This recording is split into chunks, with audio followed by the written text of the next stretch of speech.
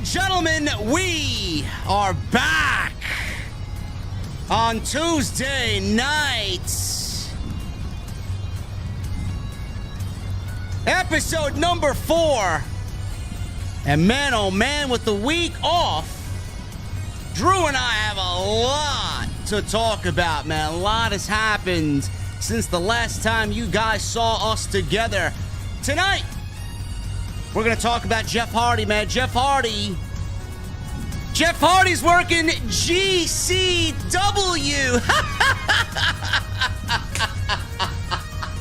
Oh, man. That's just as bad as Impact.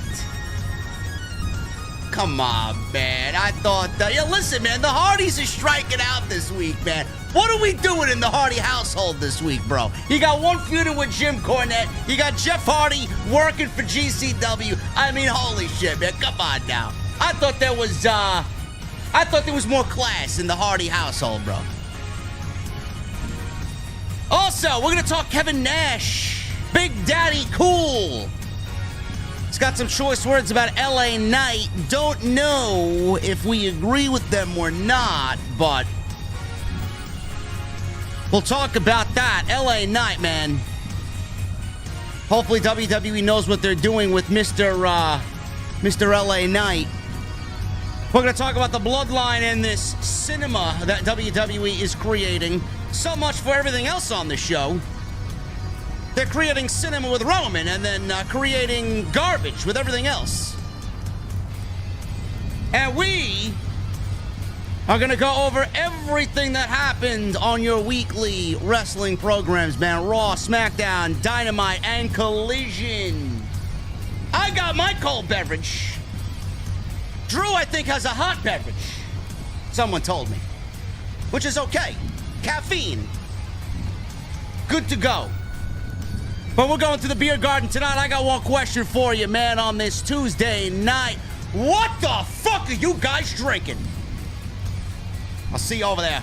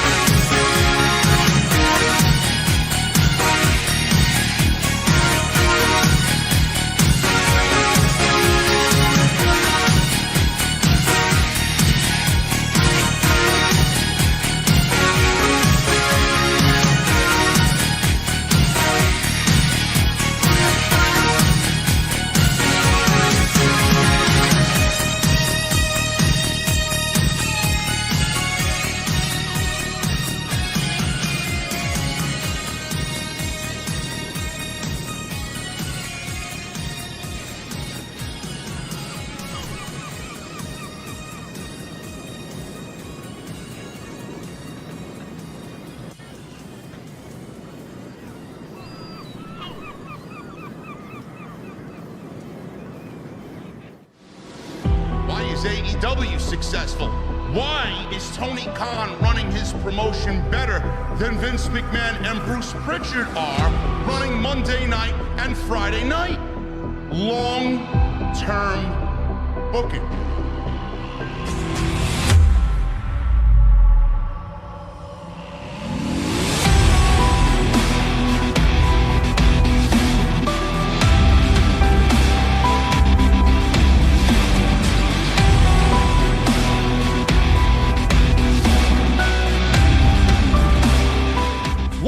Guys, thank you so very much for joining us right here on your Tuesday nights. It is Tuesday Night Titans episode number 4 for your Tuesday, July 11th, 2023.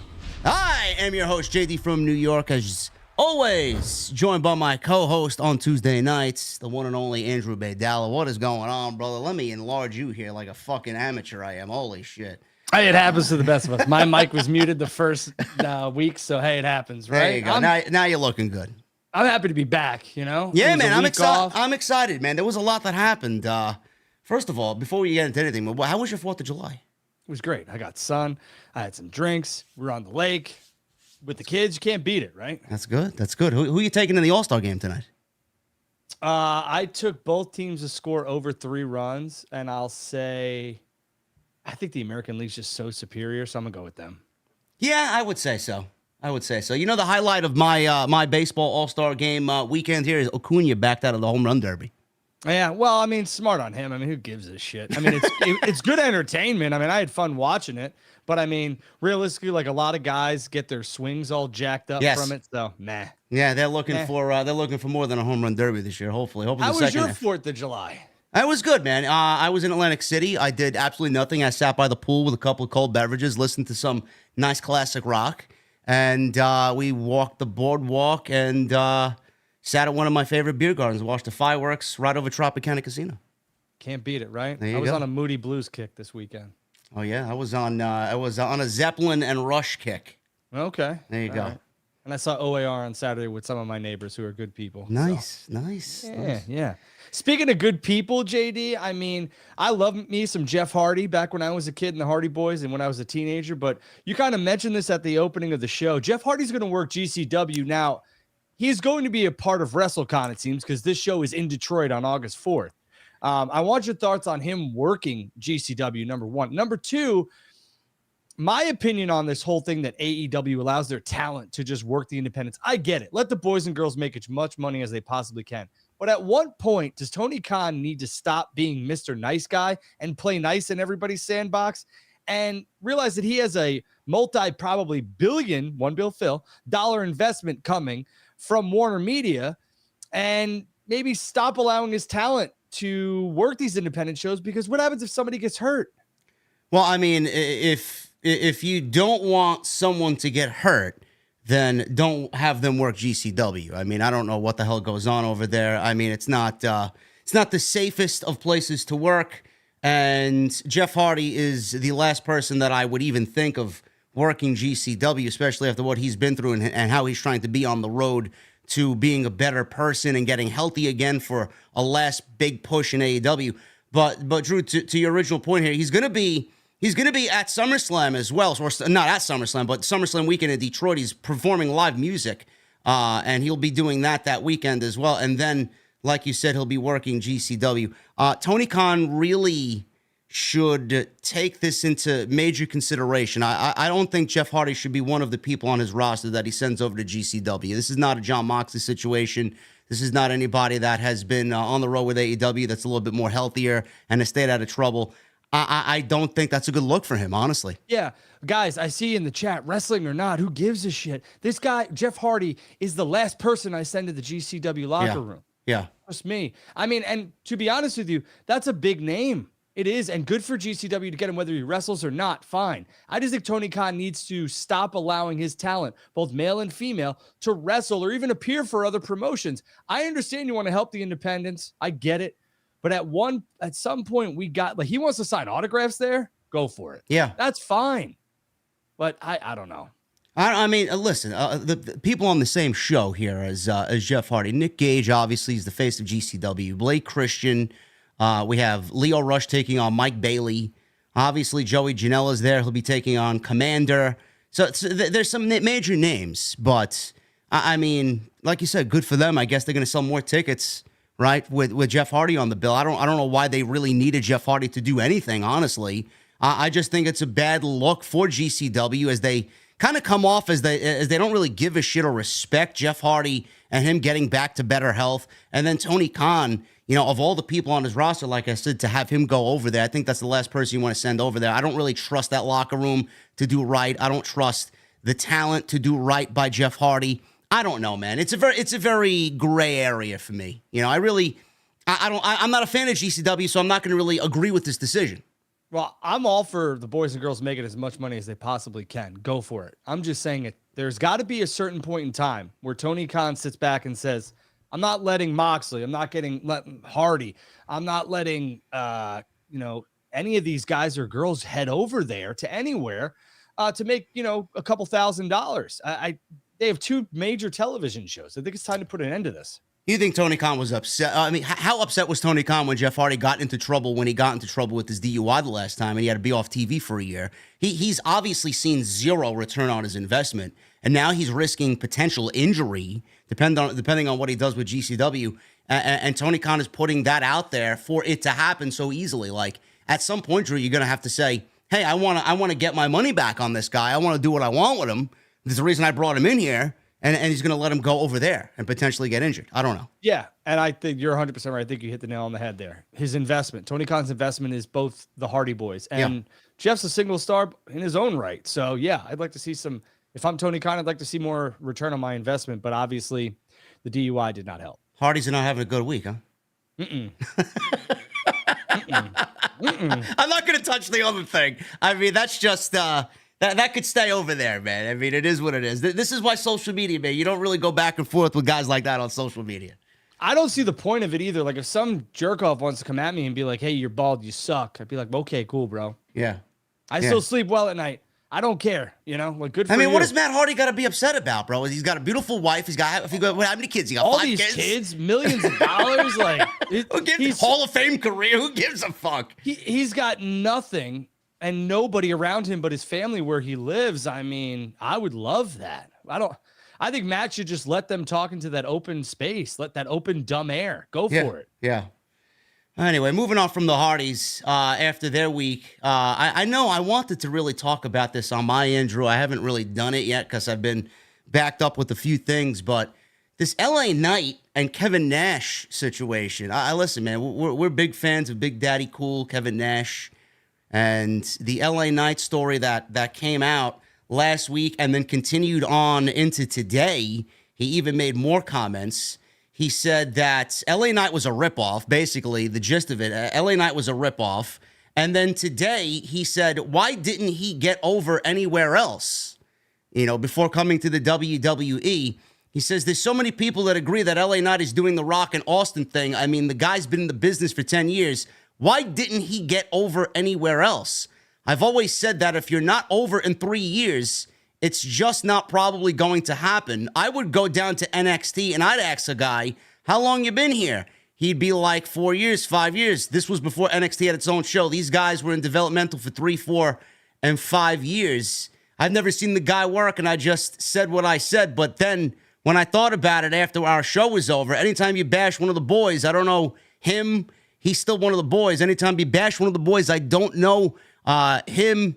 And it's a worst case scenario because somebody will say I bashed him, and then if he's over, then people will be like, well, we like him anyway, and they'll push him harder. We'll show you, haha, and the people will get with him a little bit more. So that's basically what the gist is of Kevin Nash and what he said about LA Knight. But, listen, man, we've talked about Kevin Nash on this show before. He is one of the more, I would say, intelligent minds out there in the pro wrestling realm, and I respect him greatly. But for him to say that he's a ripoff, I mean, how many other examples can you and I come up with right now about who borrowed what from a pro wrestler back in the day to get ahead in their career? I mean, the first thing that fucking pops in my head, bro, and this may be, a little bit of a shock because it's not really at the top of everybody's list. I mean, just look at Jay Lethal, bro. He fucking copied Macho Man with Black Machismo. I mean, that's the first thing that pops in my head. Number two, you got Ric Flair and Buddy Rogers. Hulk Hogan had, he had, who was it? It was Billy Graham, right? Yeah. And what about Jeff Jarrett? Jeff Jarrett borrowed from Honky Tonk Man, and Jeff Jarrett borrowed from Ric Flair with the strut. I mean, there's so many fucking examples. Bray Wyatt, Waylon Mercy. I mean, why are we talking about this now and putting down Shawn Michaels and Ric Flair? Yeah. I mean, there's so many. I mean, Shawn didn't dress like Flair, but he was flamboyant like Flair. The Stone Cold got that, didn't he? Or Goldberg got that. Oh, Stone Cold ripoff and vice versa. Ryback got the Goldberg chance. And here's the deal, right? To your point, I have so much respect for Kevin Nash, both in and out of the ring. Kevin Nash is a brilliant mind, again, both in and outside of the ring, has had probably one of the best careers you could ever have in professional wrestling. And I am not going to touch on whether or not somebody's over. Kevin would know better than I would. I will say that LA Knight's getting fantastic reactions when I watch on television, and that's all I can go by. But Kevin would know better than I would. I will say this, to your point, Why wasn't, to Kevin's question, why wasn't the guy over before he got to WWE? Well, I could say the same thing about a lot of people. When you put that machine behind a certain character or persona, it seems as if they can get over further in the wrestling business. They're reaching mass audiences. But Kevin obviously sees a lot of things that maybe the casual fan doesn't. So I respect his opinion. And respectfully, I'm just going to say that Kevin would know better than I would. But I think that LA Knight is getting over in WWE. And if he's a ripoff, so be it. Because a lot of these guys and girls can't even squeeze a nickel out of to be over. So I don't know. I'm all for LA Knight and his push. I think it was a good decision for him not to win Money in the Bank, although they could have went there. But I think LA Knight is headed to a program with Austin Theory probably at SummerSlam, and we'll see what happens. But there's a lot of guys who ripped off a lot of guys. It seems as if maybe Kevin is saying this is a direct carbon copy of some of these characters. I mean, can we go a little bit further with what he said? The NWO, I mean, it was a direct, I don't want to say it was a ripoff of any other faction before it, but the reason why factions existed and factions were a big deal, groups were a big deal on TV were because of the Four Horsemen before that. Well, and Bischoff took the NWO from Japan. Yes. You know, so, a lot of that Bullet Club influence, too sweet. I mean, Kevin Nash should be the last person, and his clique should be the last group of people saying that they ripped off anything. Kevin also, and the NWO had Kevin, Scott, and Hulk. I mean, those are three guys that you want to talk about over in great minds. So you could have a group, but if they aren't worth their ass in wrestling, who cares? And those guys were worth a lot of ass. They put a lot of asses in a lot of seats. So that's, that's and to your point, they got over. They did it. They got over. They made their money great, and it was entertaining, and it was the NWO is the greatest stable of all time. You know, look at LA Knight. If he takes a little bit from Steve Austin here, a little bit from The Rock there, and people are into it, and it's relatable to people, it makes people think, hey, I loved what those guys did, and he's taking a little bit from these guys and applying it to what he does now, and he's getting over. Why is that such a bad thing? The thing that we should really be questioning is, when is WWE going to listen? Like, are they listening? Do they know the type of reactions that he's getting? What are they planning to do? I think they do. I mean, if you think about it, JD, for a second here, who needed that Money in the Bank briefcase more? I mean, LA Knight really doesn't. Look how over he is. The story on Monday Night Raw and the story on that brand and with WWE is the Judgment Day. Yeah. And we're starting to see the cracks of the foundation. So you put the briefcase on LA Knight, no doubt about it, it works. He's got that kind of tweener persona. He's kind of heelish. He's kind of not, and come out and tease it. But Damian Priest is a full-on heel, and they're also rewarding him for his match, in my opinion, and carrying of Bad Bunny at Backlash. Yeah. Oh, and before that, he was losing a lot, too. So for him to win that briefcase, it kind of elevated him after all those losses that he suffered on television, one of them being to Bad Bunny. 11 months ago, we were not talking about Damian Priest even in the slightest. We could give a shit less. So I think this is them making, again, and I saw the things on Twitter. Oh, we gave Damian Priest, why not LA Knight? They're both, we need to go youth. They're both 40, guys. They're both in their 40s. Who cares? I mean, we got guys wrestling at 52. Okay, so it's fine. They're making new stars. If you get ascended at 40, you get the push at 40, or you get the push at 35. Whenever it's your time, it's your time. We need to stop looking at, well, this guy's 45. This isn't baseball. This isn't hockey. All right, they're going to be all right. You think it's something a little bit deeper there with Nash and LA Knight? I don't know. No, I don't think Nash knows him personally, and Nash doesn't have a bad bone in his body. Truthfully, from everything that I've read about him and all that other stuff, he's a really good, genuine human being, and I think he absolutely speaks from the heart. And maybe it just doesn't work for him. It's just like maybe what he's maybe trying to do. Truthfully, is maybe he's trying to motivate LA Knight to be more of LA Knight and not more of these other guys. Yeah. To be honest with you, though, when I watch LA Knight and I listen to LA Knight because he can talk, even if he is biting off of the Rock and Stone Cold, he's still a better talker than 98% of the people on that roster. And, he's a very good wrestler. He's over. People are wanting to see him, even if he is. Who gives a shit? At the end of the day, it's what the people want, and the people want to see LA Knight, and we should all be happy for him. And, about him being on NXT, he did go through the NXT system. He wasn't there for 5 years, but he did hone his craft there. And he did go to NXT, Drew. He didn't go right to the main roster, so he did have to work his way up. to get where he is. He didn't just go to the main roster and get over. I mean, he was saddled with a couple of male models. Was Drew McIntyre? Nobody knew who he was. Right. Was Drew McIntyre as over as he was before he left, went back to Impact, did all that stuff, did the independents, et cetera, and now came back, and Drew McIntyre was one of the most highly sought out free agents in professional wrestling. Yeah. So I get where Nash is coming from. Maybe Nash wants to see a little bit more uniqueness, more of his own personality from LA Knight. But realistically, like, everybody in the wrestling business rips off of everybody in the wrestling business.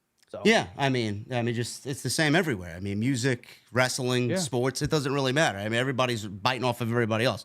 But I just hope that they do something with him substantial. Hopefully, we got a couple of weeks for SummerSlam, whether it's for the United States title or he has a match of some sort at SummerSlam. I just want to see him kind of slowly be elevated, but that's going to be a wait and see thing for sure. Yeah, and I don't think Nash is burying anybody. I think he's trying to see more out of LA Knight, because I know Kevin Nash from what he's shown and seen on Twitter, and we can read from it. He's not really into AEW, so I think the product that he watches is WWE, and he probably sees a lot of potential in LA Knight and wants to see more of just LA Knight and not Rock, Austin, whomever else. Yeah.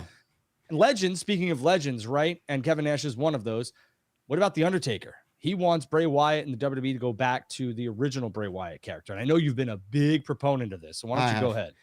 Yeah, The Undertaker said that the Bray Wyatt character is the original character that Bray should go back to. He doesn't know why they got away from that.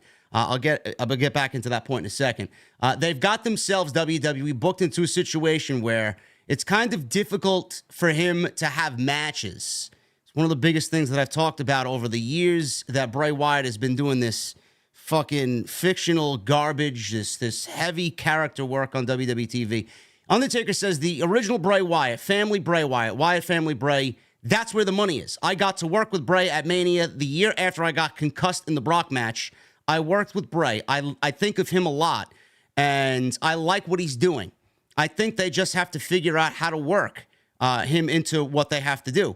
They need to back it up. His promos, his ability to work. He's an incredible, incredible worker, but he's not getting the opportunity to do it. I hope the best for him. I really do think a lot of him. We'll see what happens there. Drew, Bray had said publicly that the reason why he does not go back to the Wyatt family Bray is because of Brody Lee. And I understand that, but I want to preface something here. Go ahead. I get it.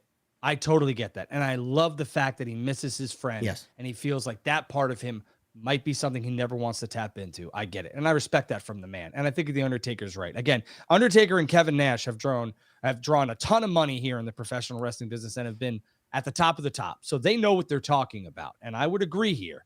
The original Wyatt character was the best. I was at TLC. It was Elimination Chamber when it was the Wyatts versus the Shield.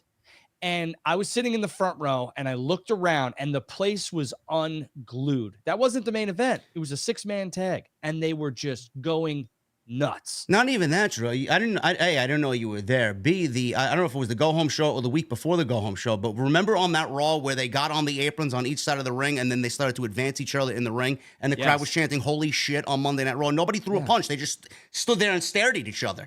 And it led to that match. I've only been in a couple buildings, arenas, stadiums where it was that loud. Mania 30 was loud for Danielson, and I was like, okay, I didn't see it, but I was like, well, listen, if you look around here, you'd have to be a moron not to see it. And at that particular moment at Elimination Chamber at the Target Center in Minneapolis, Minnesota, I thought to myself, holy shit, these guys aren't even locked up yet. There's no moves. There's no nothing. And this place is standing and screaming from Wyatt's entrance, the Wyatt family's entrance, to the Shield's walkthrough through the crowd. They got on the apron and it was louder. Mm-hmm. It was so palpable. I was just like, all these 6 men are going to ascend to the top of the wrestling business if they play their cards right. And they all did within their own right. Yeah, I don't know. I don't know why WWE didn't go more all in with Bray Wyatt as that character. I feel like they really dropped the ball on that. And a lot of people go back and blame the loss to John Cena at WrestleMania 30. I'm like, it is what it is. No. They feed everybody to John Cena. It was over before that. Then they tried to rehabilitate him. He won the world championship, and he was looking right he was on the right track. He beat Cena and AJ Styles in the same match. Not Losing only the to elimination. Cena at Mania is not a big deal, though. That's not like wins and losses don't really. And I'm well, not they said trying the to same thing. They said the same thing about Rusev when he lost to Cena. Oh, he's buried.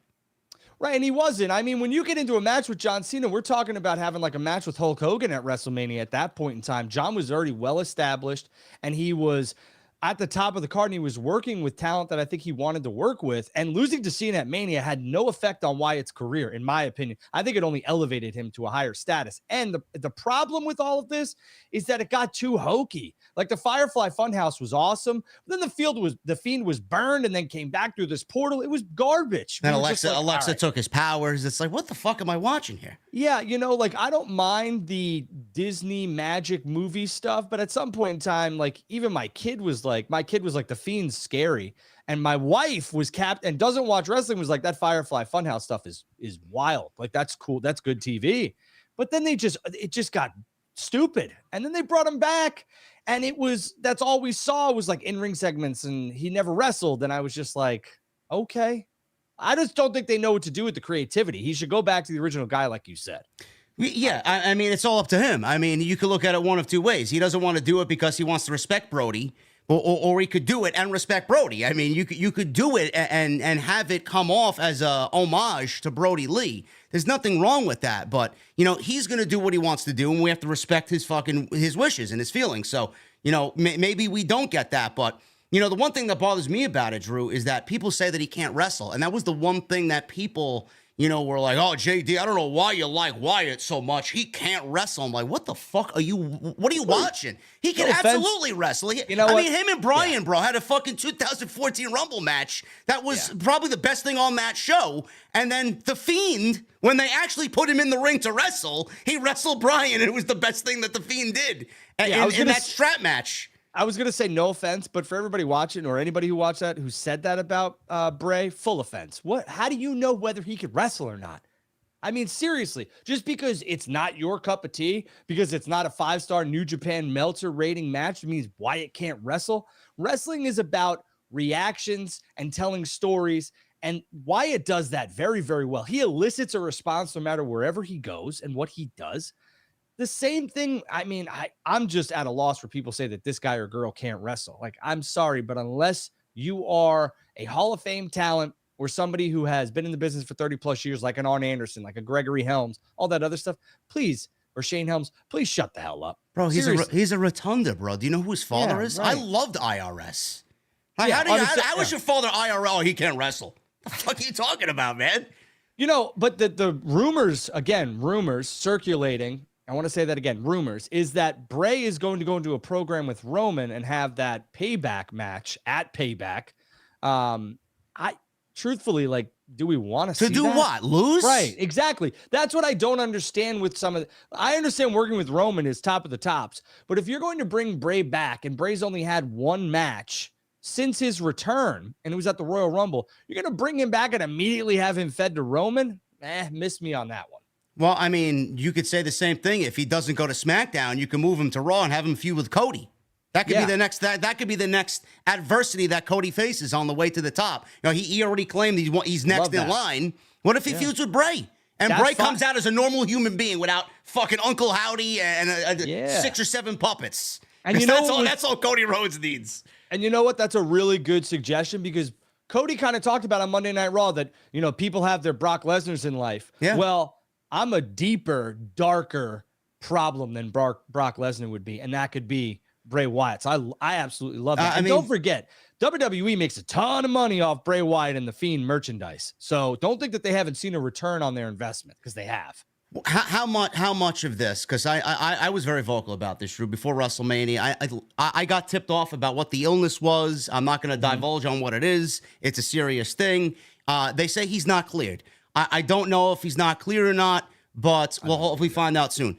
How much of it is a creative thing? Do you think that somewhere in his mind, he's a little skeptical now about coming back, seeing how much Vince McMahon has kind of gotten his hands dirty since WrestleMania on the product? Do you think there's a little trepidation on Bray Wyatt coming back? Man, the only people that would know that would be, Vince, Bray, and I guess some of the people, Michael Hayes, who worked directly with him. So I'm not going to sit here and speculate, but I could say that any medical condition that he continues to have.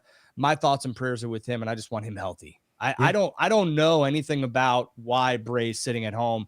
I know that, people struggle with depression, anxiety, injuries all the time. So whatever it is, I wish him the best. And I just want to see him back on my television. Yeah. Not just for me, for him and his family too. Yeah. I mean, he's very creative, and I want to see that kind of break out without there being any handcuffs. Because I feel like when he starts to get going, creative starts to sink their teeth in, and then they want to take over. And it's like, let the guy have his vision. Can we see it play out on television first? And that's where I think they went wrong with Uncle Howdy. I was actually enjoying that shit. And then all of a sudden it went away. And then we get Bobby Lashley versus Bray Wyatt starting a feud. Like, where the fuck did this come from? That's not the original plan. Yeah, I think everybody and their mother was trying to figure out who Uncle Howdy was. And we were on, pins and needles waiting for it. Who's it going to be? Who's it going to be? And then it got to a point where like, hey, we're going to get who's it going to be or not. And then it was just like, okay, we don't give a shit. And we're doing away with it. But also, I think with the Endeavor merger, we're never going to get the Attitude Era, so we could stop asking for it. Everybody could stop. It's not happening. It's a different time. But with the Endeavor merger, I do believe, I know everyone's worried about Vince McMahon coming back and all that other stuff. And yes, I think that Vince sold to Endeavor so that he can, maybe get a little bit back into the weeds, even though he said he wasn't. I think you're going to see a little bit maybe edgier product. And I mean edgier by maybe more edgier characters where they can get away with some things and say some things that they want to say and be those personas that we hadn't seen in a long time because of the restrictions put on them by the WWE or their potential investors. I think the Endeavor merger is going to be good for that. Even though they're still going to be a publicly traded company, you think they'll kind of like up the ante on pushing the envelope a little bit? I don't think you're going to see like a barbed wire steel cage. No, I mean, we're not going to see Val Venus on TV fucking having sex with porn stars. Right. And the live sex celebration is gone. That's an era that is so far gone. Even though WWE, I believe at that time was publicly traded, I just think that era is gone. And truthfully, like there's more money in, professional wrestling and sports entertainment when you appeal to all demographics. And I know, listen, Tony Khan and everybody else at AEW, I get it. But if you do want to grow, I think you need to start appealing to a larger demographic, just from my business side of things. Yeah, from what I've seen. That makes total sense. Being that's a perfect segue, we talked about Attitude Era, Blood, and Tony Khan. We're going to go into the AEW side of things. Let's start with Dynamite. We have Blood and Guts coming up in a week, Drew, at the TD Garden in Boston. And right now, surprisingly, I don't know what you thought of this. I thought it was going to be 4-on-4 with the injury to Bryan kind of throwing a wrench into the creative gears here. We're still getting 5-on-5. And Tony Khan announced on Twitter that this Wednesday, tomorrow night, we are going to find out the mystery opponents or the mystery partners here for the Blackpool Combat Club and the Elite tomorrow on AEW Dynamite. Now, everybody's expecting Kota Ibushi for the Elite. Who the hell is going to be partnering with the Blackpool Combat Club here? There's a couple of different options. Who do you think fits best here? And why do you think they went with a 5-on-5 instead of a 4-on-4? Obviously the Ibushi because of the Golden Lovers stuff, I think is going to happen for the Blackpool. I don't know the Combat Club. I really don't know. And I think that's what's intriguing about Dynamite tomorrow. Is it tomorrow? Yeah. I think that's intriguing for Dynamite. Otherwise, realistically, like, I don't know who fits, truthfully. Like, are they bringing somebody from New Japan? Are they bringing somebody in who's not currently signed or had just been released or something? I don't know. Is somebody finally cleared to wrestle? I don't know. I really don't. But I think it is interesting that they went 5-on-5, like you said. Yeah. We'll have to wait and see. But the best thing on Dynamite was MJF and Cole, which we'll get to. But I don't know here. I really don't. Who do you think? I threw a couple of names out there. I don't know if it's going to be any of these individuals, but we've seen Evil Uno at the end of Dynamite, as Paige was going with the steel chair, and he took the steel chair away from Paige as they just cut on Dynamite last week. Evil Uno may be taking that spot for Blackpool Combat Club as he's kind of continuing his feud with Adam Page. That's a possibility. Fit, though? No, he does not fit. Right. I don't think it's him. It's just he's a real dark horse pick there. But the other men, the other men that I mentioned, and Tony Khan really kind of he teased this a little bit as he's trying to chip away at him. He mentioned Cassius Ohno or Chris Hero because they brought Chris Hero back into the fold here with AEW. He's working backstage. I don't know if he's a producer or if he's an agent or something along those lines. Tony Khan said he's chipping away at him. Maybe he can be inserted into this thing, and he would fit into the Blackpool Combat Club pretty decently. And the other one is Santana of LAX, because he was Eddie Kingston's best friend. They had something going on there. And the last thing that Moxley said on the promo that aired on Wednesday night was, Eddie, pick up your fucking phone. So I don't know. Maybe it's a favor from Kingston to Moxley because Kingston can't be there because he's in the G1. Hey, I got my guy. He's going to join you on Wednesday next week. I don't know. Let me ask you this. Would your head explode if it was CM Punk? Well, I mean, the rumor was that he pitched to be in the match. I mean, bro, I don't think they risk it. Twitter would melt. Twitter would melt. I want to preface, I don't think that they would risk their big Owen Hart finals match, which is on Saturday in Calgary, Alberta. I don't think they'll risk it with Punk being in this much of a dangerous match. So I don't think it'll be CM Punk, but man, would the internet explode. I mean, I'd love to see it. You know, Moxley and Punk would have to squash their beef there. I don't think Moxley would have a problem with it, but the other guys, I don't know if and when we'll get that, but I think Punk is okay on Collision, which we'll get into in a little bit. But I don't know, man. It's going to be a real toss-up here. It could be somebody from New Japan, like you mentioned. I don't know who they teamed with. I think it was Shota Umino from New Japan. I mean, that's a boring pick. Nobody would give a shit about that pick if he joined the Blackpool Combat Club. It's going to be Ibushi, and I think it's going to be a letdown for a surprise for the Blackpool Combat Club because Ibushi's a bigger name. Yeah, and that's the thing. Like, it's two surprises. It's not just one. So one's going to clearly outweigh the other. That's why I never like a mystery partner and a mystery partner, because it's like, for example, let's just say you get, this is just an example, RVD on one side and John Cena on the other. And it's like, okay, Cena's, here and RVD's, that makes no sense to me. You're burying the second, partner. I don't know. So it should be very interesting tomorrow night. Tony Khan's always got a bag of surprises. So hopefully it's not Goldberg. No offense. I love the guy, but hopefully not. No, Goldberg in a blood and guts. I mean, it could be entertaining. I don't know. What if it's Ryback? Yeah, no. He wants his last match. Bald and beautiful. I'm here for it, but no thanks, Ryback. Listen, man, talking about beautiful, the segment with Adam Cole and MJF on Wednesday, I was, honestly, bro, I was a little skeptical about the partnership because MJF has had, I don't want to say he's had rinse and repeat, but he definitely has had some rinse and repeat storylines, especially as champion. It's always kind of the same thing with him. And this Adam Cole thing, coming from their match, 30 minutes, time limit draw, I didn't know where they were going to go with this, but we got such a beautiful dynamic between these two on television. A lot of people are comparing it to the Festival of Friendship with Chris Jericho and Kevin Owens.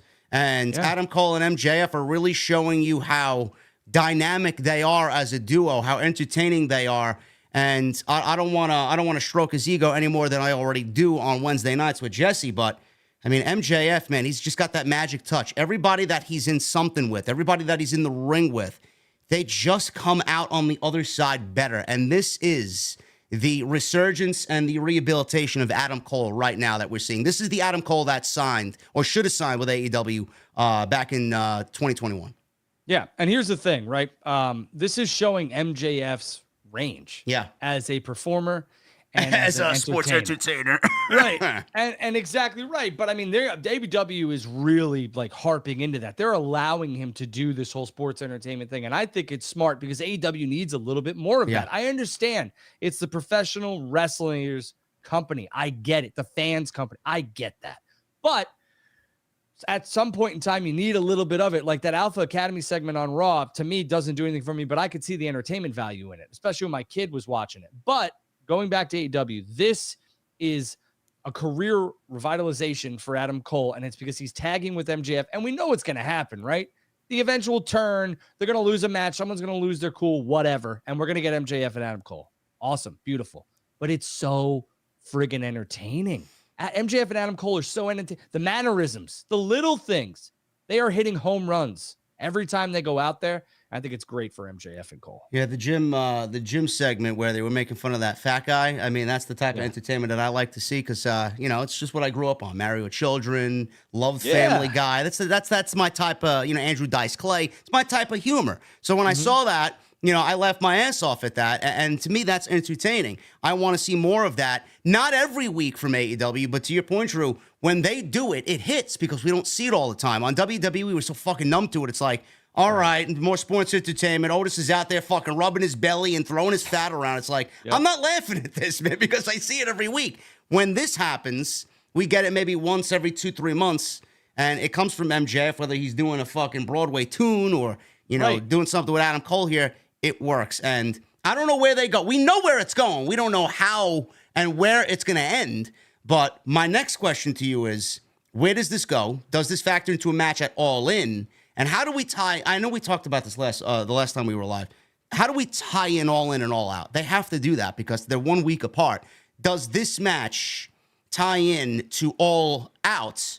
And do we get Punk and MJF born from all this going into All Out? Because what I'm thinking is CM Punk and FTR's feuding with Bullet Club Gold. Do we get Jay White and CM Punk at All In? The winner of that match wrestles the winner of Adam Cole and MJF at All Out for the world title. Kind of tying the two shows together.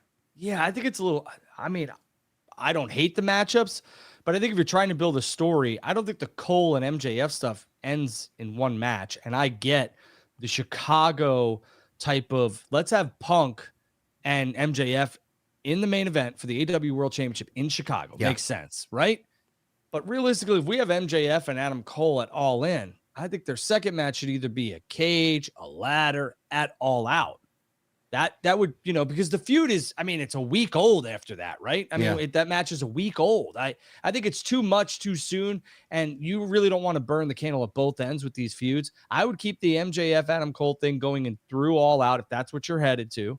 And I would maybe, listen, could we see Kenny Omega and CM Punk at All In and then have the 6-man at All Out? Possibility. Does FTR lose the titles to Bullet Club Gold on Saturday night, and then do they or... does FTR CM Punk go after the trios titles? Do we get that match, that big 6-man tag that everybody wants to see at All Out in Chicago? I don't know. Listen, 75,000 people are going All In. They're going to, AEW's got a really good crowd headed their way, and good for them. And they're going to get a really, really good card because we don't even know how we could see it yet. I think it'll be streaming. But if you want me to buy that pay-per-view for All Out, if I got to buy both of them, shit, you better give me 2 banger cards. And I just don't think that AEW is going to do that. But what I'm saying to everybody watching this and you is, I think it's too quick to pull that trigger on MJF Punk. Like maybe you do that in January, or maybe November, whatever. But they do need to. That Chicago crowd is going to want to see something between Kenny and the Elite and FTR and CM Punk. And CM Punk's going to be a face there. Well, big time face. We also need to know what's in the red sack. Right. How long are they going to prolong that? That was weird. It was one night. That was it. Well, I mean, don't tell Jesse that. He's like, "What's in the red sack?" He wants an answer like weekly. Like, I don't know what the fuck's in the red sack. What's in the box? Like, let him reveal it when he wants to reveal it. Jay White's already alluded to it on TV. This was a week ago, so it's there. Punk does not do anything without a reason. So he brought it out there for a reason. Neither does Tony Khan. They are going to revisit that situation. Absolutely. And Punk and MJF are on a collision course. It's just a matter of when. Yeah. And Chicago might be the time and place, brother. But for me, I think that All In show and the All Out show being as close as they are together, you do not want to burn off that MJF Adam Cole feud there. Yeah. If they win the tag titles at All In, okay. And then all of a sudden they lose them on a Dynamite, then bang, you can have the match at All Out. Sure. They could go either way, but I think not having your world champion defend that championship at All In Wembley is a big mistake. Yeah, you may be right, man. I mean, the bidding war of 2024, that sounds perfect for MJF and CM Punk in 2024, And I truthfully, I know everybody and their mother's like, he's going to go to WWE. AEW's got more money than WWE. Yeah, Warner's in deep contract negotiations. I just seen this come across the feed from Fightful. Deep contract negotiations with AEW, so they're going to be sitting on a nice payload. And if you think that Warner Media is going to get into bed with AEW for the long term, like marriage, we're talking a ring here, boys and girls. Yeah. They are going to want the diamonds, and MJF is one of the diamonds in that company. Yes, and so are Kenny Omega and the Young Bucks, and they're going to be paid if they want to stay. Right. Well, the Young Bucks might, but I think CM Punk, Kenny, and MJF are your lock, stock, and barrel is going to be there. Yeah. Also on Dynamite, bro, we got the Blind Eliminator Tag Team Tournament starting, and I was a fan of that opening match with Orange Cassidy and Darby Allin versus Swerve and Keith Lee. I don't know how blind these teams are. I mean, they seem very deliberate as far as pairings are concerned. Some of the teams are truly blind, like Daddy Magic and The Butcher against MJF and Adam Cole. But I mean, it's really not leaving anything up to the imagination here, bro. I mean, some of these teams are kind of deliberate. Some of them are very blind. But my question is, and I feel like this is definitely the case, I love a tournament. I love a good tournament. I always embrace a good tournament. But are there too many tournaments happening yearly on AEW television? We have 3 tournaments happening right now, bro. The men's and women's Owen and this blind eliminator tag tournament. 3 tournaments. Tony Khan loves his tournaments. Yeah, I don't even know what tournament it is, when it is. The only thing I know is Punk and Starks are in the final for the Owen Hart trophy, which I love. And I called that from the jump. It just seemed like that's where they were headed. But yes, there's too many tournaments in AEW. Also, Tony, I know you're a huge wrestling fan. I get it, and I appreciate that. But I don't need Battle Bowl in 2023. I don't. I don't need Battle of the Belts in 2023 either. Can we get rid of that? No. 3 hours of Collision on Saturday night. You have trouble finding people to watch 2 hours. You're going to do 3 hours on Saturday night in the middle of July.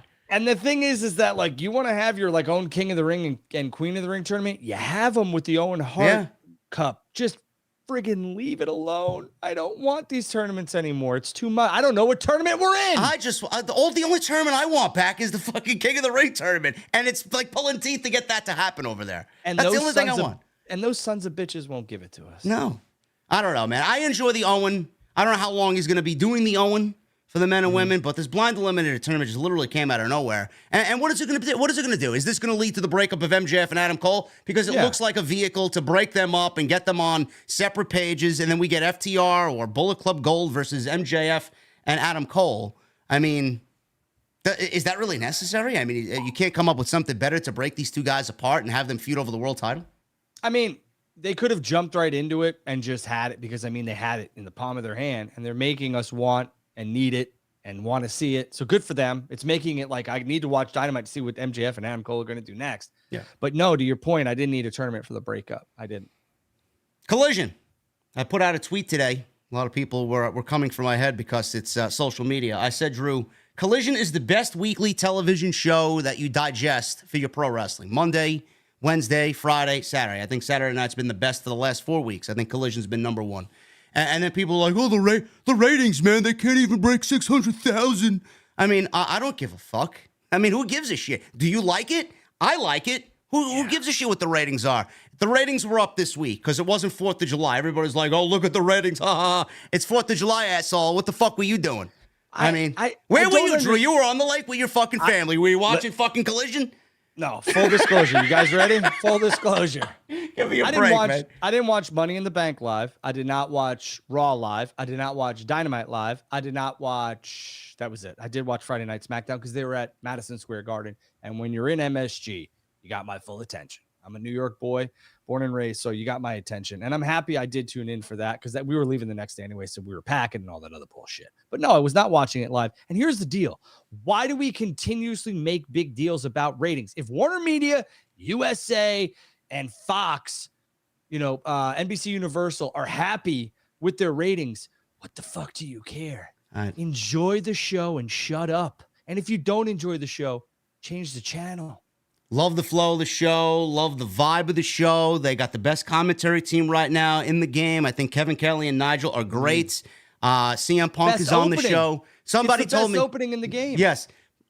Bro, someone told me today, oh, CM Punk is the only good thing about the show. Everything else sucks. I'm like, oh man, you're really discrediting Andrade, Miro, Malachi, Willow, Athena, and Ricky Starks, Hobbs, FTR, Jay White, Juice. Like, what the fuck are you watching, man? Yeah, you're reaching with that one. Like, I am not your typical wrestling fanatic where I watch New Japan, I watch Impact. I don't.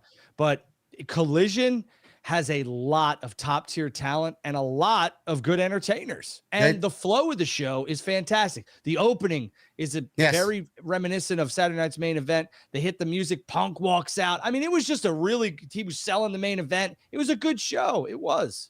I knew the ratings were going to be held under a microscope and people were going to really zing them on the ratings weekly. Oh, the Bloodline Tribal Court, it'll take 6 collisions to match SmackDown's rating. I mean, really, this is what you guys are arguing about on social media? Who gives a shit? And then you get the idiots who are like, how come the Bloodline got 40 minutes of time on SmackDown? Well, because the Bloodline is the most over thing in professional wrestling, so give them an hour. Austin got like 10 segments on a 2-hour show. Yeah, when he was on the top. Well, we'll get to that on the Raw side of things. But on Collision, bro, we got the Owen continuing the semifinals. Powerhouse Hobbs he lost. Ricky Starks beat Powerhouse Hobbs. Powerhouse Hobbs split from QT Marshall, which I think would be the best thing for him. I hope that's where they're going with this. Starks advances to the finals against CM Punk, who beat Samoa Joe for the first time in 19 years, I believe it was. So now we got Punk and Starks. How do you see this playing out?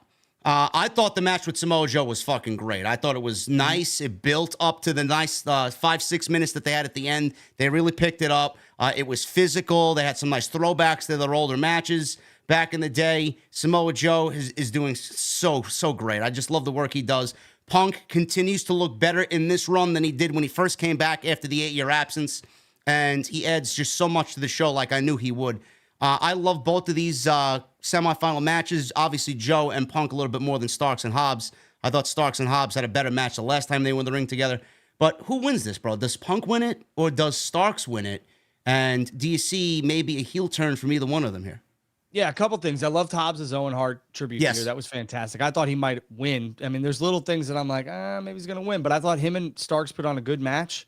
And again, I was in attendance for many Punk and Joe matches in ROH. So for me, I wasn't expecting a match to have the same type of flow and hard hittingness that we saw 19 years ago. I mean, if you took Rock and Hogan from 18 and even tried to put them out there at WrestleMania 25, it's not the same match, and it probably isn't remembered. The same thing with Shawn and Taker. Like, we need to stop. It wasn't as good as it was 20 years ago. Well, no shit. I wasn't as good looking as I was 20 years ago either. So, I mean, cut it out. It's just, it's time, right? And I'm not going to critique that match because I'm not a professional wrestler. Did I think it was a good, entertaining match for me on a Saturday night that I watched 3 days later? Yeah. Yes. And I think CM Punk and Ricky Starks was the only logical choice here for the finals. And Starks needs it more than Punk. But here's the deal. Is Starks staying in AEW long-term? Because you really don't want to give this trophy to somebody and this push, quote unquote, if that's what they're going to do. I hate using those terms, but that's what the term is. If he's going to split in 6, 9, 10, whatever it is, a year. Because everything points to CM Punk winning this thing because he's a huge Hart family fan.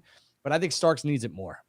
I don't know. I know Tony doesn't want to lose Starks, but the relationship with Cody and Starks has been highly documented. I could see Starks being one of those guys that jump ship.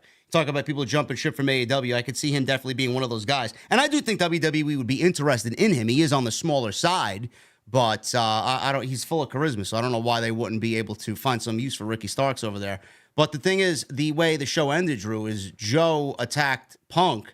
Do we see Joe get involved and continue his feud with Punk?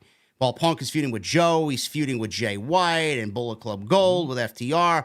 He's got a bunch of little things going on for himself, and that way we get Starks winning the Owen. I mean, like you said, and I agree with you. I think he needs it more than Punk. But the thing is, with Punk, I'm gonna go back and document that red sack. We all knew what was in the red sack theoretically. I do not want to see him lose. If we think the title belt is in the red sack, if he's claiming to be the uncrowned champion or the real champion because he was never beaten for it, I don't want to see Punk lose unless he is going to lose to someone who is going to be crowned the real champion. Because other than that opening promo wouldn't make much sense then. Well, let me ask you this, right? What happens if Samoa Joe comes out, and I'm just spitballing if I was writing for them, right? What happens if Samoa Joe comes out towards the end of the match, screws CM Punk, I don't know, puts him through a table, however we get it, and, whatever, and throws him back into the ring, however we get there, and screws CM Punk, Ricky Starks gets the win, because Punk took away the only thing that Samoa Joe had over him for the past 20 years, which was a victory. You took that away from me, and now I'm taking what you desperately want away from you. And that is a little microcosm of how you can get Punk's next feud, because Collision's going to need some matches with CM Punk and a feud with CM Punk. He is their main focal point. And we are headed into August, September, which is football season, both college and the NFL. And you're going to need some ratings on Saturday night. Yeah. So why not do that for a little bit? I could see that, and I understand your point. But if Samoa Joe does screw Punk, it helps Starks and it keeps Punk strong. That's just me. Yeah, I mean, I could see that. I could see that. I would have to see it physically play out on television to actually feel okay with it, because in theory, him losing after what we've heard and what we know about this red bag and what's in the red bag. You know, we all know what's in there. I just don't want to see him lose if he's claiming that, you know, nobody is big enough to fill my shoes until they can beat me for this. And it's like, has he talked about the red bag since, or is this just like a no? Jay White mentioned it in passing in a promo a week ago. Yeah, I missed it. Okay, yeah, got it. But yeah, I mean, I could see Joe and Punk continuing, and I don't know, man. It's going to be very interesting. All I know is that it makes Collision must see on Saturday night. So either way, both men come out of that match on Saturday night in Calgary, Alberta, Canada. Yeah. Their stocks are risen, so it's all that matters. Punk Wins. Do we see Bret Hart in Canada on Saturday night? You know, I think you probably should see Martha. I would love to see Owen's son, and I would love to see Bret. I really would. I think this is a way for maybe, I've said it, we need representation from Bret and maybe Diana Hart-Smith or DH. You know, from Davey's son. David or Harry Smith, I think we need to see him there too at All In. Like, that's just, it's Wembley. Like, we need some sort of representation. I think if we know Tony Khan and his love of the history of pro wrestling, I think we'll see Bulldog's son in Wembley for sure. And if Bret is there and he is like, if he comes out in the beginning of the show, all bets are off. I think Punk might win that sucker because that's a celebration and that's something that maybe Punk wants. But Punk's a businessman and he's very smart in the professional wrestling game. And maybe it's just that emotion where Punk's not going to lose it. And then all of a sudden he does. So. Well, listen, man, FTR, Dax and Cash are very close with Bret, man. Maybe with their battle with Bullet Club Gold, maybe they have an equalizer and Bret the Hitman Hart out there in their corner. I don't know. Yeah, and guys, I see your chats. I don't know if the Legends deal prevents Bret from showing up on a one-time I thought it was appearance. just a merchandise thing. No? Yeah, I think they have the license to like figures, T-shirts, all that other stuff. Yeah, I don't think he is prevented, he being Bret Hart, from appearing on AEW. Could be. I don't know. It's usually paid for royalties. That's what it is. Yeah.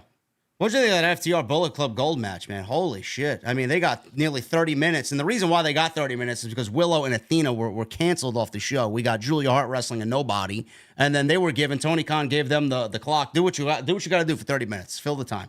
And they put on a fucking banger, man. Holy shit. Remember when everyone was like, Jay White's married and Juice Robinson? Where are those people? Where are those people, man? They're really quiet nowadays, right? Jay White looks fucking great.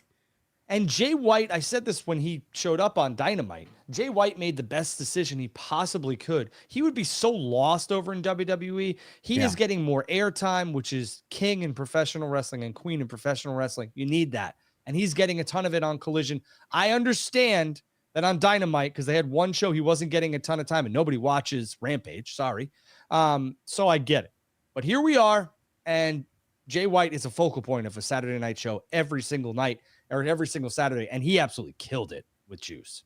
They're in a feud with FTR. He's feuding with CM Punk. I mean, Jay White's, one of the biggest names on the brand. At request of the biggest name in the company, he wants to work with Jay White, CM Punk does. So, I mean, who better than Jay White right now? I was surprised that FTR lost that, bro. I did not see that coming, but I don't mind it. Normally I would, but I don't mind it. It is a very Vince thing to do, to have the champions lose for the challengers to get a title match. I get it. But if they put on that match and then that is going to give us a 2 out of 3 falls match, and the last time FTR had a 2 out of 3 falls match in Canada, it was against Ciampa and Gargano at TakeOver Toronto, and that's probably one of the best tag team matches ever. So, I mean, if they're going to go and do that with Bullet Club Gold here, 2 out of 3 falls, I have no problem with it, but it took me back a little bit to like, I don't want to see the champions lose, but at the same time, in this one little microcosm, I don't really mind it. Can we do away with the whole like eliminator matches? Yes, please. Yeah, it's just stupid. I'm sorry. Maybe I'm missing the mark here. It's stupid. It's fucking WWE stupid. did it too. If you pin the United States champion, he'll get a chance. Like, I just don't want to see it. Like, if the champion gets pinned, I want to see him get pinned or her get pinned to lose the championship. You're devaluing that moment, in my opinion. Where's the mid card? Don't they have a mid card? Like, or is that offensive to say? Where's their secondary division? Or whatever you want to call it. I don't know. I don't like it. I don't know. Neither. Collision. Is it a success, Drew? Through 4 weeks. Yeah. Yeah. I mean, when they're not, I mean, when you start averaging, if we want to really get into the ratings, when you start averaging 200,000-300,000, then that's a problem. But guys, don't forget, if you really want to get into like the nuts and bolts of this thing, those ratings, they're so dated. They don't account for the DVR stuff. And Meltzer talked about that, Drew. He said if you count DVR, it's closer to about 950. Right. And if you think about that, 950 on a debut episode, the NHL and the NBA, some of their lower tier games don't even draw that. So I'm sure Warner Discovery, Warner Media is happy as like pigs in shit right now with that type of stuff on a Saturday night in the summer. Yeah. It's the summer. Yeah. I mean, WWE is doing record business in the summer. It's unheard of. This isn't the Attitude Era. This isn't 02 to 08. I mean, they're doing record business. And AEW is 4 years old, and they're doing good business here too. I mean, is it the best show ever? No. But is it good enough? Sure. Man, you talk about the ratings on WWE television. SmackDown, they drew a huge rating on Friday night with the Bloodline and their tribal court of Roman Reigns. Apparently, in the 18 to 49 demo, they did a 0.76 rating. That was up from a 0.69 a week ago. And SmackDown averaged 2.561 million viewers on Fox. That was actually up from the previous week as well. This is the highest rating since March of 2020. Now, a lot of people asked, why did the Bloodline get 40 minutes? This is clearly why. WWE is going to milk this shit and squeeze this orange out until there is absolutely no more juice, which I understand. But there is a fine line, Drew, and this is why I put it in the thumbnail, and everybody's fucking going crazy about it on social media. You know, this is cinema, they're calling it. All the youngsters now, man, all the little fucking geeks on Twitter, they're calling this, oh my God, this is cinema. Like, I get it. It's the best thing in pro wrestling. But at the expense of the roster, Drew, they're putting so much effort into the Bloodline, and legitimately everything else, especially on SmackDown, is suffering greatly, bro. Nothing, and I mean absolutely nothing, feels important on SmackDown outside of the Bloodline, and that is a fucking problem. Fuck them. What are you talking about? What are you talking about? You can't do that, man. What do you mean? It's the most over. It's the most over thing in professional wrestling. If you want 40 minutes, go take your 40 minutes. I mean, 3 million people told you they wanted to see that. And I will say this, SmackDown doesn't need to be match. They gave a 40-minute segment to the most over thing in the company. So I disagree with you wholeheartedly. Not to mention Steve Austin, I'm going to use an example. He used to come out, he used to take up 22 minutes. Maybe it was Angle and Vince along in the thing. Then there was a backstage segment with him, which probably ate about 2 to 3 minutes. You're looking at 25 minutes there, and then was in the main event for 12. So you're looking at what, 38, 39 minutes in a 2-hour show. And Austin was the most over thing in professional wrestling. So nobody bitched about it. You want to get to the Bloodline status? Earn Bloodline status. You had a match with Grayson Waller and Edge, which was unannounced. Which was very good. Yeah. And it was Madison Square Garden, unannounced. They didn't even announce it. I mean, that's wild to think about. It's Edge wrestling at the Garden and wasn't announced. The Bloodline could have taken an hour. Cross and AJ Styles, we don't know what happened with Cross. Some people were telling me he was injured. 2 minutes, bro. There is absolutely no division for the United States title. And the Brawling Brutes are out there, and they've fallen from where they were at War Games and where Sheamus was going into WrestleMania with the IC title. I mean, they've fallen off a cliff. Their women's division is non-existent. I mean, we got Bianca, Charlotte, and Asuka, and that is really it. There's no tag. Does anybody else? There's no tag team division over there, bro. What's going on? Does anybody else give a shit about anything else on I do. Friday night? Friday Night SmackDown has besides LA Knight wasn't even on the show. Because he would have been forgotten. You don't do that. I mean, you don't do it. It's MSG. I get it. But you want to know what? You don't do it. The Bloodline was the story here. It's been the story. It is. They just came off Money in the Bank. It was the biggest moment. Roman got pinned for the first time in 3 years. They could have had 2 hours if they wanted to. But they didn't, because realistically, you got to get some other people out there. I mean, 40 minutes in the opener, and then I think they had something in the close of the show. So maybe they did have an hour. Maybe it's 40 minutes total. I didn't do the time. You mentioned that Roman got pinned for the first time in 3 years. We weren't live last week for that show on Tuesday night, and that happened the weekend prior. What did you think of that? I listen. I thought Roman shouldn't have been pinned until he lost both of those championships, but here we are, and Jey Uso got the pin. What'd you think of that? Well, all right. So let's break this down for a second. You're an intelligent man who does this for a living and who has a lot of shows. How do we get to Roman's next feud at SummerSlam without Solo eats a pin? What does that do? Nothing. So this was something where the cracks have fully broken here in the foundation of the bloodline. They are the only people who know Roman the best, that being the Usos and Solo Sikoa. So it makes sense. It doesn't devalue anything. It makes somebody else a credible contender, and it elevates that person who pinned Roman, not for the championships, but he still got pinned. They talked about it. They acknowledged it. And now Roman has a foil in his own family. And you don't think Roman was going to do that business? Of course he was. I don't hate it. They could have gone a different way. I don't hate it because now everybody is going to buy into SummerSlam hook, line, and sinker that Jimmy or Jay could possibly beat Roman. Probably going to be Jimmy, but I'm just saying. It did come off a little political, no? Like he gave it to his family instead of someone else on the roster like Cody. Hey, listen, Shawn, I'm a huge Shawn Michaels guy, and he worked with all his buddies too. I mean, when you're at that status, you call your own shots. Yeah, it's not like the Usos aren't over. I know, but my point is, and I made this point when I talked about it, I genuinely feel, and no, yeah, he doesn't really have anything to do with it right now, but hopefully he will. Maybe he will. I don't know. He says he's next in line. It does have a lot to do with Cody, bro. This fucked Cody. Honestly, in my opinion. Because, listen, I put it out there, man. A lot of people were like, oh, you don't know what you're talking about, man.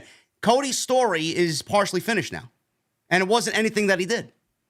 Because he should have been, listen, he should have pinned Roman and won the title. You can't win the title without pinning Roman. It goes hand in hand. Yes, his story is winning the title. His father never won. But, Drew, how do you get there by pinning Roman? I mean, the epic moment that it would have been to take all of that from Roman and be ascended to the top of the mountain and sit upon the throne. That's what Cody's not going to be able to do now because half of the job's already been done. It's like pulling out a pitcher in the 9th inning while the guy's got a fucking perfect game. Oh, no, he's reaching his pitch count. He's 40 pitches over his pitch count. I don't give a fuck. Give him the opportunity to go out there and pitch the perfect game. He's got 3 outs to go. You pulled your pitcher, bro, before anything good happened. No. I disagree with you because when Roman pins his cousin at SummerSlam in Detroit, we are going to have another segment on SmackDown. It's not going to be the court or whatever the fuck it was. It's going to be, they're going to have a segment. It's going to be, listen, you might have pinned me in a tag team match where I had my guard down, but you cannot pin me for this. And that's the undisputed Universal WWE Championship. And that's what it's all about. Well, whoever beats Roman for that championship is just another guy. No. Yes, that's what it is. Do you know what Roman did on the way? Cody now is another guy, man. You know what Roman did on the way to dropping that championship to Cody eventually, which is going to happen at WrestleMania 40, in my opinion? Yeah. He elevated his cousin. Who's out there that's a cousin that's not going to win the world title? How do you know that? How do we know? Jey Uso's going to win the world title? What happens if Cody wins the world championship at WrestleMania 40? Roman takes some time off, blah, blah, blah, blah, blah. And Jey beats Cody 6 months later. I mean, it's a possibility, but I mean, we're going to choose Jey over Solo? Maybe Solo beats Cody. Maybe Solo beats Roman at WrestleMania. Maybe Cody never sees Roman Reigns again. I don't know. Well, then the story really is finished. I mean, to that extent, yeah, I think Cody does need to beat Roman to finish the story. But Cody did a lot of things, in my opinion, that were so smart that nobody is really seeing. Cody never won the AEW World Championship for 2 reasons. One, he didn't want the fans to believe that he was just putting himself in these big, high-profile matches and he was going to win every championship because he was help booking, et cetera, et cetera. And Cody, in the back of his mind, in my opinion, always had it that he probably wanted to go back to WWE. How does he go back to WWE and say, I've never won a world championship when he won the AEW World Championship? Because if he did, he would devalue that title if he goes to WWE and says, well, yeah, I know I won the AEW World Championship. Who gives a shit about that jabroni championship? I need the WWE Championship. Cody was smart. And I think Cody is going to win that Universal Championship eventually. Because I don't think he comes back without it, truthfully. Yeah, well, I mean, I just feel like he's going to be another guy who beats Roman Reigns because we've already seen Roman defeated. That's the way I view it. I don't know. Yeah. I mean, it's a very hot button topic. I know. But this story started with Jey. It did. I have no problem with that. All right.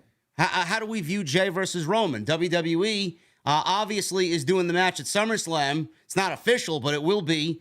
We have, 3.5 weeks till SummerSlam. Meltzer noted, Drew, that the big focus is on Solo and Jey, not necessarily Reigns versus Jey. Solo versus Jey right now is rumored for Payback, so it looks like Solo, with the rumors going around, may cost Jey Uso the match against Roman. He may come within an inch of beating Roman, but Solo may step in there. WWE is confident that the storyline is hot enough to not put the major focus on it and instead can focus on Solo versus Jey for Payback. Meltzer speculated how WWE would get to Solo versus Jey Uso through the SummerSlam main event with Roman and Jey. That's probably where it's going to go. I mean, the name of the pay-per-view is Payback, so it goes hand in hand. Right, and here's the thing, right? I've said this numerous times. You can go back to episode 1, episode 2, episode 3. I said, what I would have done is Cody and Roman at SummerSlam in Detroit. It fits. Cody can finish the story there. They didn't go there. So now WWE needs to sell me on a Roman Reigns match. If Roman beats the Usos, Roman and Solo beat the Usos at Money in the Bank, I don't view Jey as a credible contender. I don't give a shit. Whatever. Now, Roman could not work Payback in Pittsburgh. Sorry, everybody in Pittsburgh. Shout out to Justin LeBar, Goose, and everybody else. He's not going to work there, it seems. Right. That seems ghoulish. Seems like he's not going to work there, right? Yeah. Eisenberg, a lot of other people. He seems like he's not going to work there. So now you have Solo and Jey. It makes sense. But hey, where the fuck is Jimmy in all this, huh? I don't know. A lot of people are saying Jimmy, I don't know, Jimmy turning on Jey or Jey turning on Jimmy. I don't think that's the case at all, because why would you do that to the Usos? They are the best tag team in the world. Why would you break up your best tag team ever? And we're going to find out. I mean, every best tag team needs a little bit of a breakup here and see if they can float on their own. They could always get back together. I mean, the Dudleys were horrible separately and were fantastic, besides Bully Ray's reign in Impact. But you know what? That's the thing. There's a lot of stones to uncover here. What are we going to do? Which ones are we turning over? And they need to get through September and October and November. And then we can figure it out. And right now, that match, because the other matches on SummerSlam are not selling me worth a damn. Cody and Brock, we don't even know what type of match they're having, but it's like, all right, this is the third installment of this. Let's finish this goddamn story. For me, which by the way, he said doesn't make any sense on Raw last night. Yeah, he did say that. I know, and good for him. Good for him for acknowledging some of these things, because at least Cody shoots from the hip at times. You know. Well, you sent me something via text about SummerSlam, and the way that I see it, I mean, I like some of what's there. Most of it I don't really give a shit about. Drew versus Gunther. I mean, we could talk about that. We'll get to that. That's actually in my notes here. LA Knight versus Austin Theory is on this list of matches. I don't know if that's going to happen or not. I hope so. You want to talk about somebody who doesn't matter? Who? Austin Theory does not matter. No. And that's crazy. I mean, some people on Twitter say he's not good. That's why he's not over. I mean, he's okay. Come on, he's very good. It's just, they haven't really done much. How good can he be if he's on TV once every 4 weeks? And the thing, his interaction with Cena during that WrestleMania build, I thought that Austin Theory had some good promos. Yeah. But it's that's not his problem. His promo is not his problem. No, it's just they've neutered him though. Trish versus Becky, Raquel versus Rhea. We got Bianca, Asuka, Charlotte, Ricochet, Logan Paul. We'll get into that in a little bit. Like you said, Cody versus Brock. Grayson Waller versus Edge again. I don't mind seeing that again, but I mean, do we really need to? And then Shayna versus Ronda, I couldn't give two fucks about that. Well, when Edge puts over Waller, everyone will be like, wow, Waller's off to the races now, everyone. Yeah. Anyway, one last thing about Madison Square Garden, Drew, and then I think you may give a lot of people a decent answer on this. I tried to talk about it on Friday because Andrew Zarian reported that WWE may actually make some unique changes back to the old way that they used to do the entrance ramp for Madison Square Garden next time they go back to MSG. Why is it that they don't do it the way they used to do it back in the day, and why do they just stick to their guns with what they have now? So, I mean, it's like people want to pick and choose history, right? Yeah. I have so much respect for Andrew Zarian, but I will say this. When WWE went to the Garden for Raws and SmackDowns, they had their regular sets. Now, there were a couple of times, yes, that they went like Survivor Series, and there was a Raw. And a Rumble. They had, a Rumble, that they had the little square thing there, the old school MSG entrance.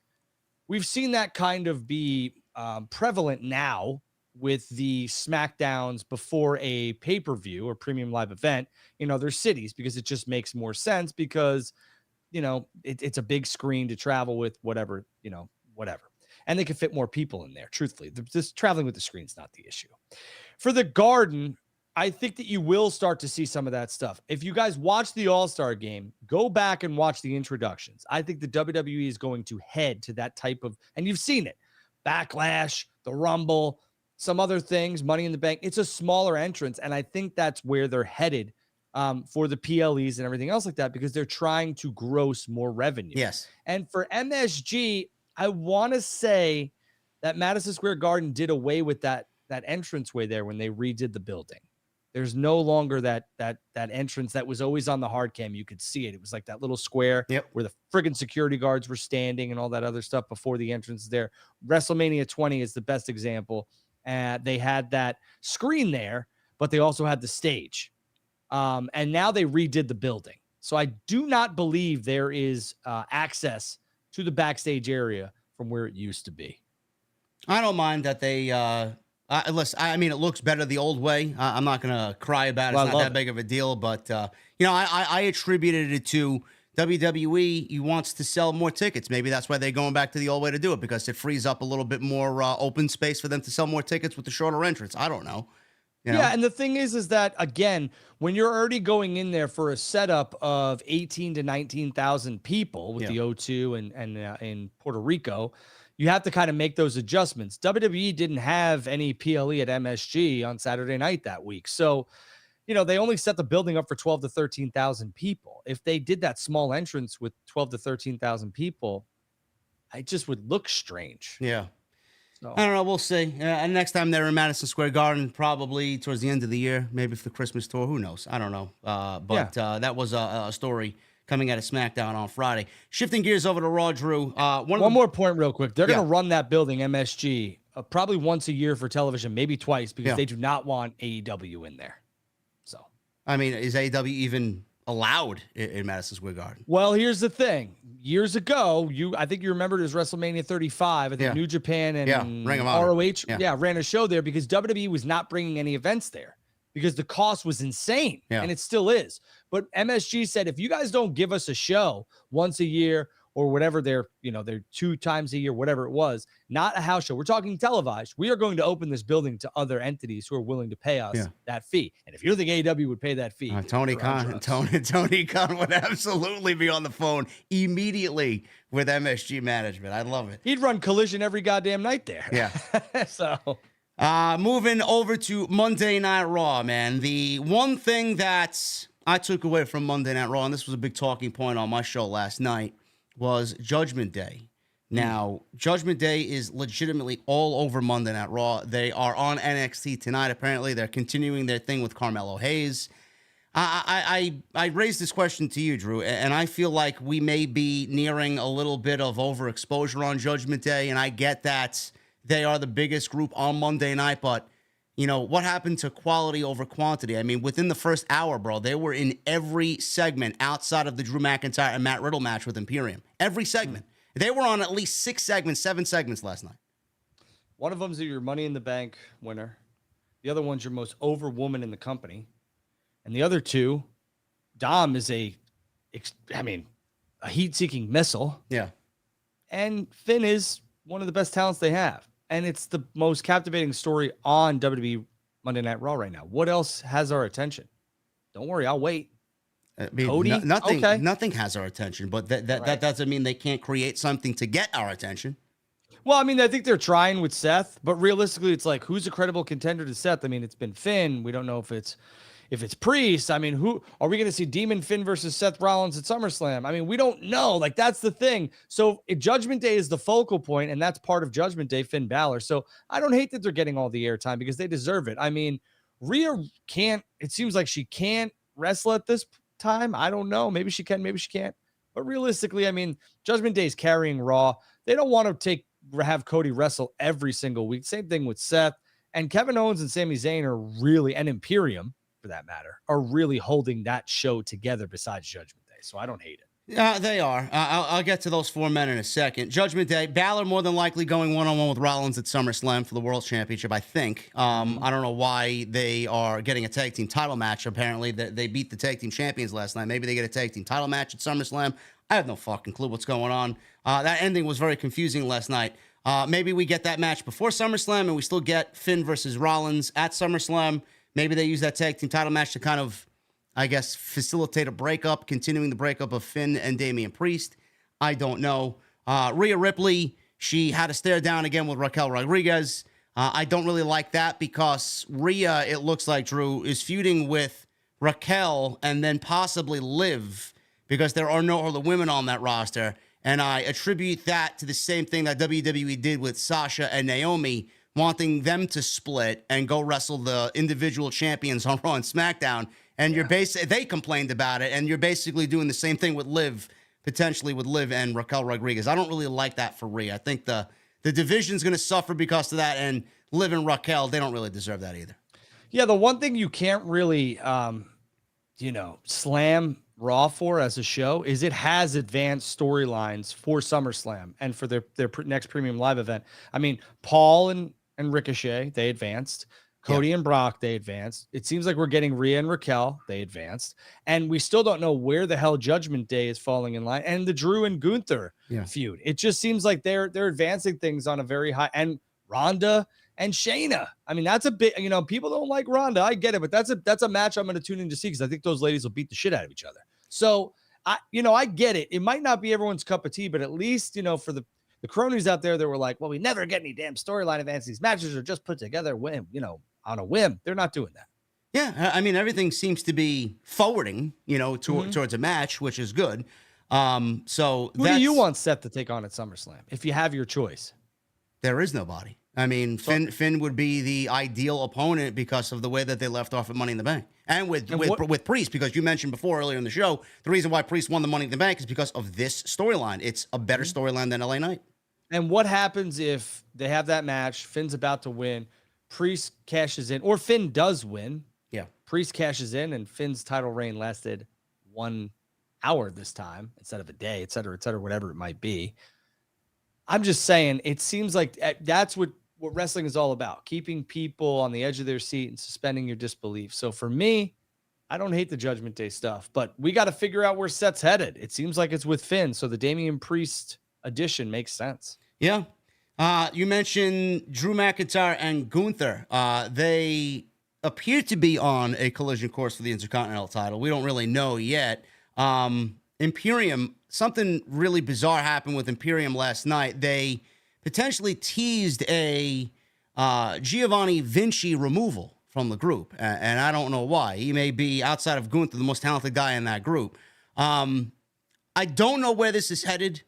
I hope it's not what we think it is after last night, but instead of doing Drew versus Gunther, at SummerSlam, maybe we get a 6-man tag, because where are you going to put Riddle? He's been feuding with Imperium. You can't do, to me, it would be foolish for WWE. If they really want to take Gunther and have him break Honky Tonk Man's record, I mean, they're going to have to take it until after Payback, because I think the reign goes through September 7th.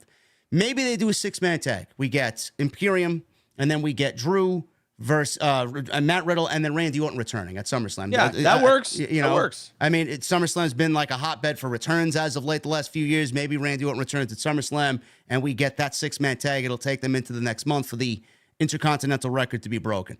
And that works. How do you work this? I mean, are you okay with Vinci being kicked out? I mean, I don't like that, man, because Vinci, he's not going to last on his own. I don't know if WWE looks at Vinci as a top-tier guy that they want to push individually away from a faction. And the way I talked about it last night is, Vinci was never a part of Vince's Imperium.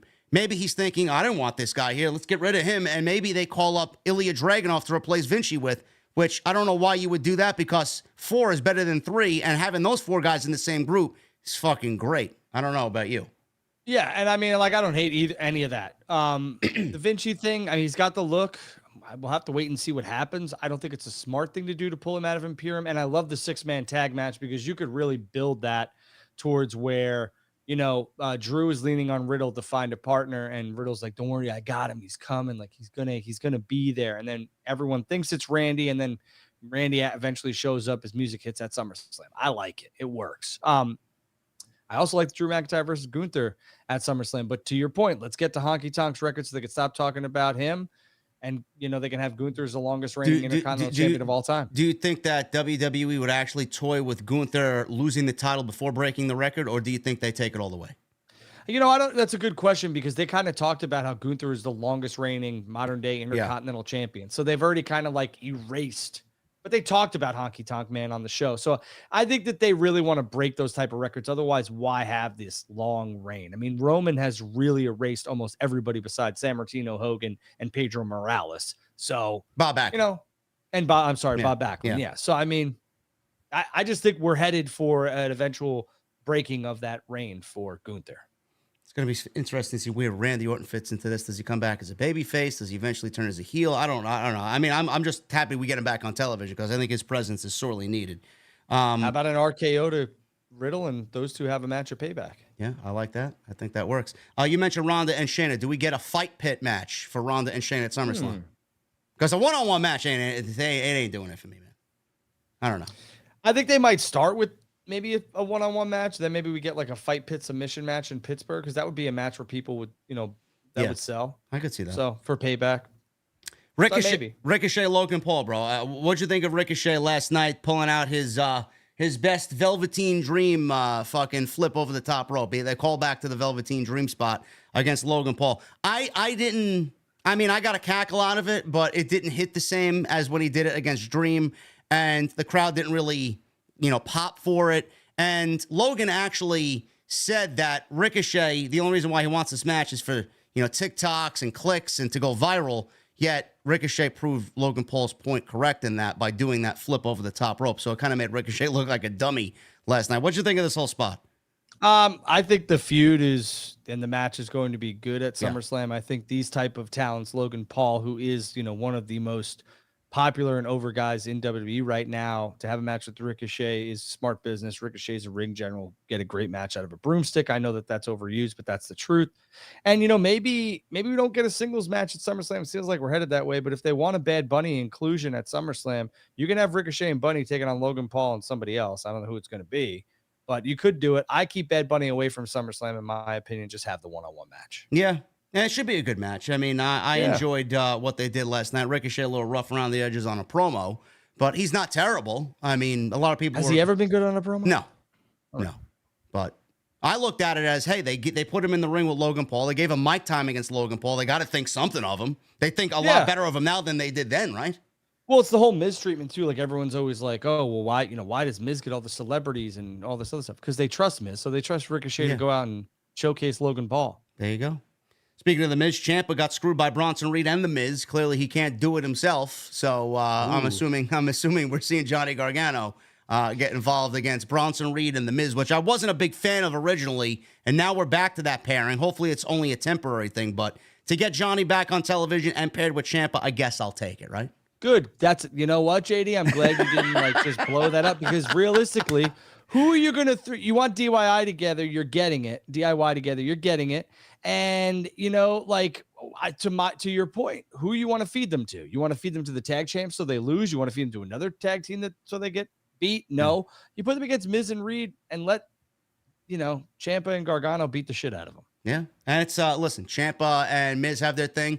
Johnny Gargano, Bronson Reed have a little throwback to the NXT days, so I guess it works, but I'm excited to see them back on television. And the last piece of news here, Sami Zayn and Kevin Owens, bro. What do they do at SummerSlam now that we're 3.5 weeks till SummerSlam? Where are they going with those tag team titles, and who are they defending those titles against? That's a real good question, because if we do the 6-man with Imperium, it seems like that's off the table. So again, it really depends on what WWE wants to do, what they want to accomplish with the Intercontinental Championship. I think that's the big holdup right now, because smart money would say it's a tag team title match between Imperiums, against Zayn and Owens. But I don't know who else they could take on at this point. Could you have Dom and Priest? Because Priest needs something to do, maybe. Right? Maybe, yeah, right. He's going to need something to do. That's more than likely what I think they'll do. I mean, they did something within the share coming to Monday Night Raw. Again? I don't know, man. They were there. They had like 4 matches on Raw. Who's on acid on Raw? Like, I want to know, was this like a bad acid trip that Share was? Veer can't stop coming, bro. I don't know what to tell you. I don't know what to tell you. Listen, that's all we got, man. We got We got Super Chats to get into, and then we'll get the hell out of here. And I want to go watch the rest of the All-Star game, and I know you want to go do what you got to do. So let's get into the Super Chats on episode 4 here. Ballin, MGM Ballin with 20 months.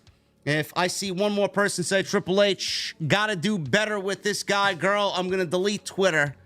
It is Vince, not Triple H. TNT is the best part of my Tuesday nights. Thank you, Ballin. Yes, Vince has his fair share of creative, but Triple H has his as well. You want real wrestling and sports entertainment talk to be right here every Tuesday night. So I appreciate it. Cameron Battle with the 199. My lock screen is NXT Black and Gold. I miss it. So do I. We all do. Those are great. I mean, those takeovers before SummerSlam and WrestleMania were must-see. Tay with a 499. Can you believe that WWE is using Judgment Day on NXT for ratings? We had enough of the Judgment Day on Raw. No, I'm Somebody not surprised. filled me in. Yeah, I didn't watch NXT. Apparently, I think Braun Breaker wrestled Ilya Dragunov tonight. I don't know. I'll tune in. I'll tune in sometime this week. I don't know. El Mase and Jason Mendoza with new memberships. Thank you, guys. Appreciate you. Michelle Moran with a $2 super chat. How would Dominic Mysterio fare if he was in AEW? I don't know. I could say the same thing about AEW with Hook. How would Hook fare in WWE? I don't know. You know? Luigi Carmine with a $2 super chat. Fox didn't censor FU Astros, but censored WWE. Oh, really? That was chanted tonight during whoever's at bat.